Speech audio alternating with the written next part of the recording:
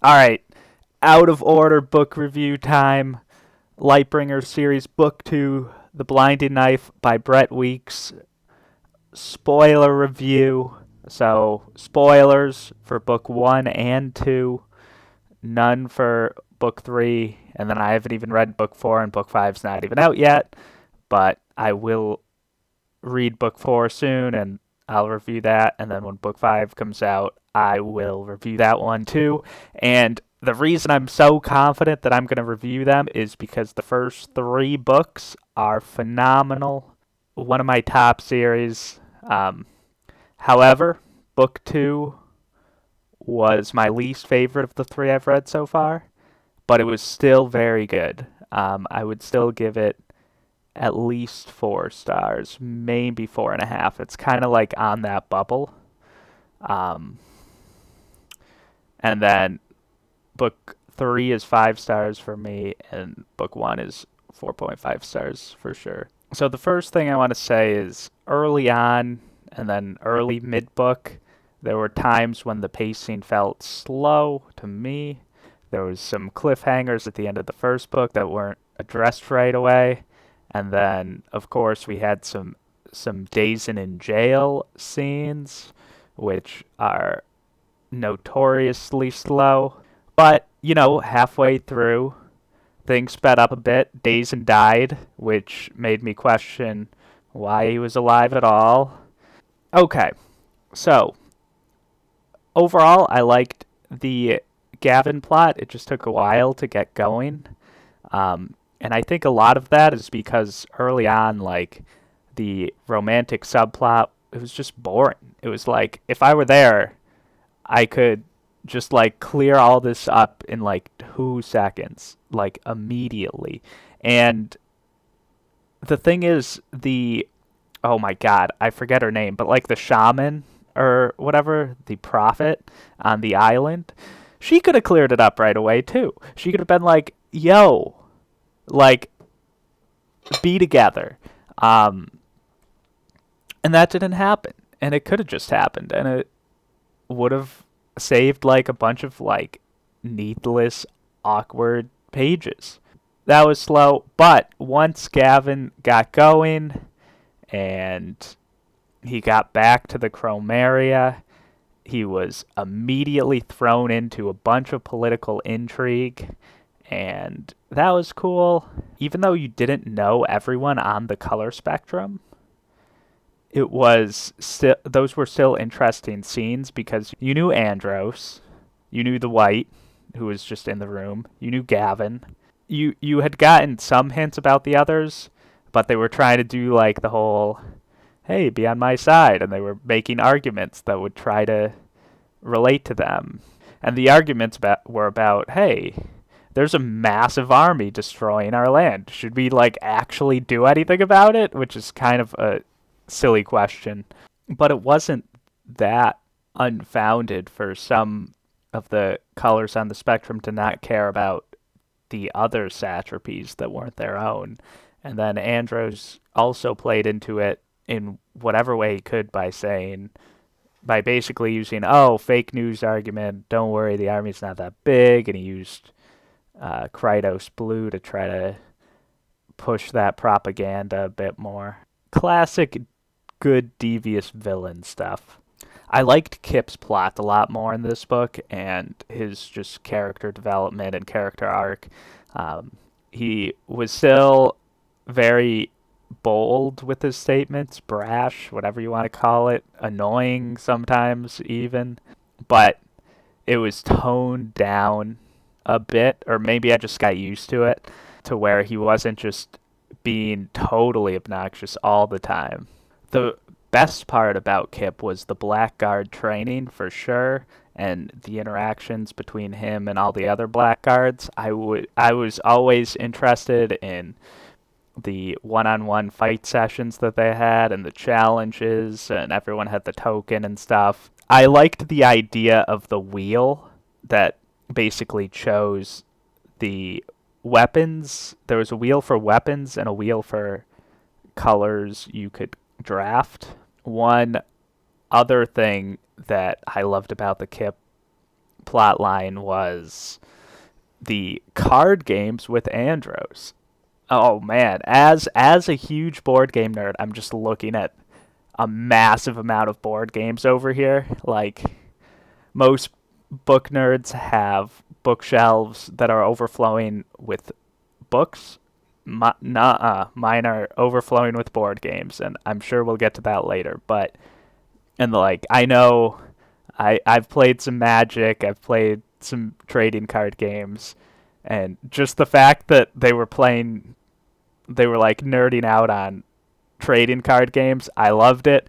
And there was obviously metagaming within the games because there's always a mind game in games, especially if you know the person you're against well. It's like, oh, I know what you're gonna do because I know you, and that was a bunch of fun for me. I also liked how the cards played a role in the world building and developing of characters. Like at first you think, oh, it's just a game. It's only a game. But there's a lot of history behind the cards that they play, and in addition to that, there's a lot of gamesmanship and giving up secrets between Andros and Kip and high stakes betting, and it's definitely great. Can't say I was a big fan of the peril drafting. It seemed similar to the super violet in that they're both invisible, but peril kind of is different in that I guess it's not solid. Peril drafting gets more fleshed out in the third book, and I don't remember exactly what's in the second book and what is in the third book, so I don't want to talk about it too much, but overall, I'm not a fan of Peril. Tyr was a good character, even though I didn't like Peril. She actually reminded me a bit of Liv from the first book, except they had different outlooks on life, I would say. I mean, they both had a rough shake. Tyr's a slave. Liv was in so much debt that she would have trouble getting out of it. Tyr was really trying as hard as she could to make the best of it and get out of slavery. Not that Liv wasn't trying to get out of debt, but she struggled more to get out of her oppression, and basically she took the way out of, oh, let's just join the color prince because it's tough being Tyrian. I'm basically a second class citizen. Tyr was actually treated a lot less like a second class citizen by the Blackguard, and being in the Blackguard kind of made her feel like she had camaraderie with the other Blackguard initiates, whereas Liv felt no camaraderie to basically anyone or any of the super violet casters. All of them she basically didn't like. I think a lot of the reason Tyr turned out the way she did and her storyline did is because of her friendship with Kip. Tyr was definitely clever. She was kind of the brains behind Kip's random flailing around in combat. They helped each other, so it was a good symbiotic relationship.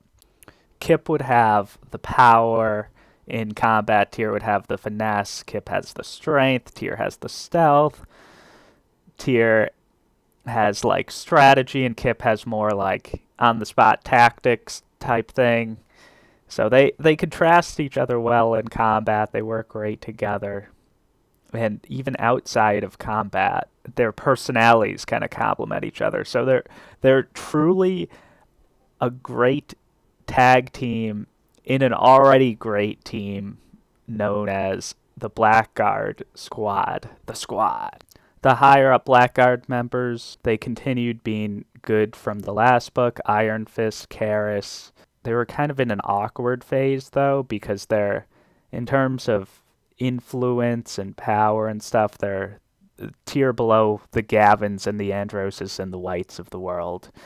But they were obviously the tier above Kip and Tyr and Cruxer and the rest of the Blackguard, so they kind of fell in no man's land, and it didn't feel like Karis and Iron Fist were involved with the big Gavin slash Andros slash Kip slash Tier plots all that much.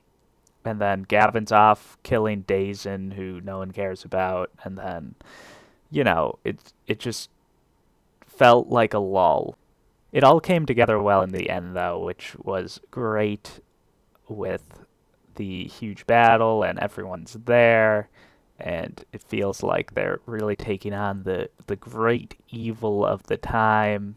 The whole gang was there basically, and they kind of went rogue, if I remember correctly, because Andros was the Primakos, and but Gavin was kind of the leader on the ground, and certainly the moral leader, the spiritual leader, and all of that, and a good leader in terms of being able to make skimmers. He finally gave up that secret to everyone.